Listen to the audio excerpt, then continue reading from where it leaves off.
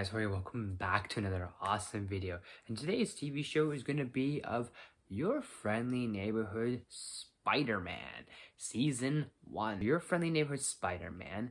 The best way to really put this series is not only is this kind of considered a multiversal show because this is kind of a Elseworld series, but you guys remember that scene in Captain America Civil War, the first time we were introduced to Peter Parker, how he walks up into the apartment and all of a sudden he sees Aunt May with Tony Stark?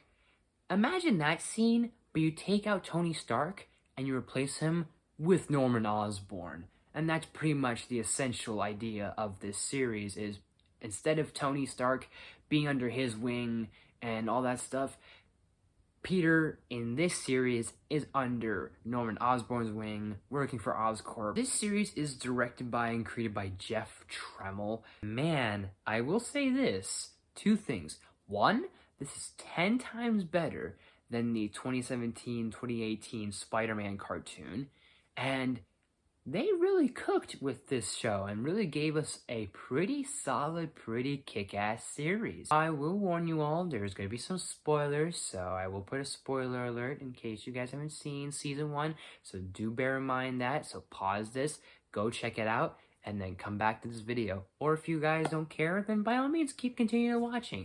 But this is a really damn good show. I honestly love that. And the huge praise I will give this show is its style. Not only does it feel very cartoony, but it also feels like straight out of a comic book. And even the intro feels straight out of a comic. Like a lot of the title sequences are like straight out of comic books, and they're even paying homage to a lot of comic series. Like there's one shot in one episode that looks very reminiscent of Spider-Man's first appearance in Marvel Comics. There's one that's very reminiscent of Spider-Man No More. There's a lot of like these art styles that are just, it looks so good. It's so awesome. I will point out, speaking of Peter, I think his name is, I forgot the guy's name, the voice actor who is Peter Parker, but I will give him some credit. I know he's trying to sound a little very Tom Hollander-ish,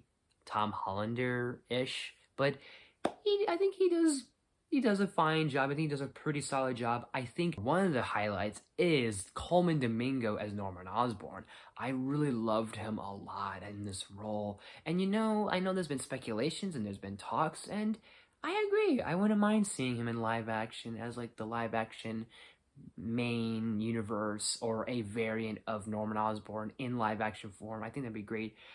Zeno Robinson, I will say, at first I wasn't really into the whole thing of Harry Osborn being like an influencer, but I kind of like the spin around it because even though it is a cliche of, hey, I'm a celebrity, but I don't like that fame, and that's not me, I don't like that side of me, and that's like putting on a mask sort of ideal, but he grew on me over time. I like it. I can't take the man bun serious, but he grew on me over time. At first, I didn't like the idea of Lonnie Lincoln being the same age, or at least a high school student like Peter Parker, because that made me kind of cringe. But then I thought of the idea and the parallels between him and Peter, I think is perfect because their rise to power is so different. Because you have Peter Parker, who is taken on the wing of Norman Osborn. The success, the trials and errors, and the responsibilities in that respect of becoming a hero.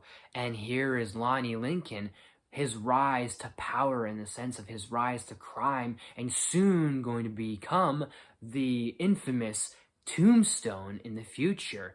Which, speaking of which, a lot of other homages and a lot of other things I noticed where there's some other designs before we get to the iconic red and blue suit, like we see him don the Future Foundation suit. He wears Dusk, he wears Prodigy, he wears the Hornet costume. It's kind of cool, it's kind of great. They're like trial and error suits, and then we get the iconic red and blue suit, which is amazing. I know it hasn't been decades or eons, but it feels great to see a lot of Spidey's villains, from Chameleon to Dr. Octopus to even Scorpion being a main antagonist, I think is pretty brilliant.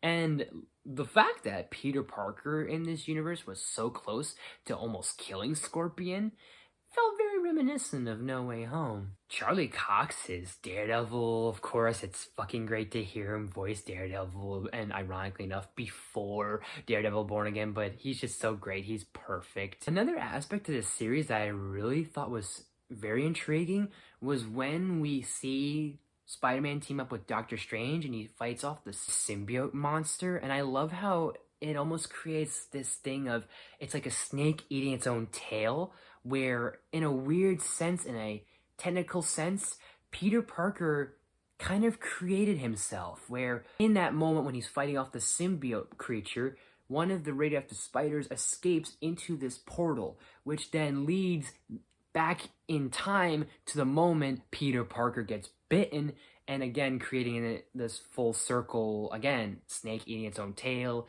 and Oscorp being the ones that created these radioactive spiders, of course, is very fitting, and so much of this is so fitting and so great.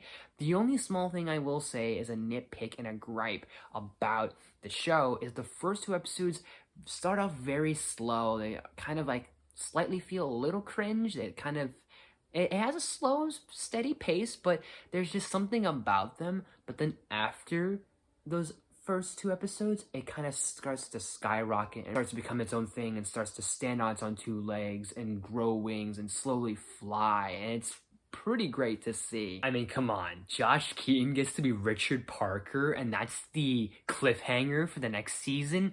Oh my gosh, I love it so much. And I already have speculations on this, and I'm gonna do a quick little theory on this. And I think the reason why Richard Parker is in jail is probably because it's gonna have some sort of reference to the Amazing Spider-Man 2. Kind of like how the Parkers, like Richard Parker, worked for Oscorp. He found out about the radioactive spiders and found out about something that Oscorp was doing or something that Norman was doing. Richard Parker did not like, or maybe the other way around, and so he fires Richard and gets him framed for something, and now he's considered in prison and maybe a convict or something, or a criminal because he stole from Norman Osborn. But anyways, I am going to give Your Friendly Neighborhood Spider-Man, on a scale of 1 to 10, I'm going to give it a 9 out of 10. So Your Friendly Neighborhood Spider-Man, have you guys seen it? What did you think of it? Did you like it? Did you hate it? Let me know in the comment section down below. And as always, guys, thank you so much for watching. If you liked this video, please smash the like button. If you're new to my channel, please subscribe to awesome videos every day, from every week. Make sure you ring that bell, do new videos every day of the week. Share the video with family and friends, all the good stuff and more. Leave suggestions down in the comments. You name it, I'll look into it as best as possible. I got more things planned. Check out my previous video where I did a quick little stream of Spider-Man, a little bonus episode, and then also the other things you can check over in this playlist here, and probably some other stuff I have that are Spider-Man related if you guys want. So thank you guys so much for watching, and I will see you next time.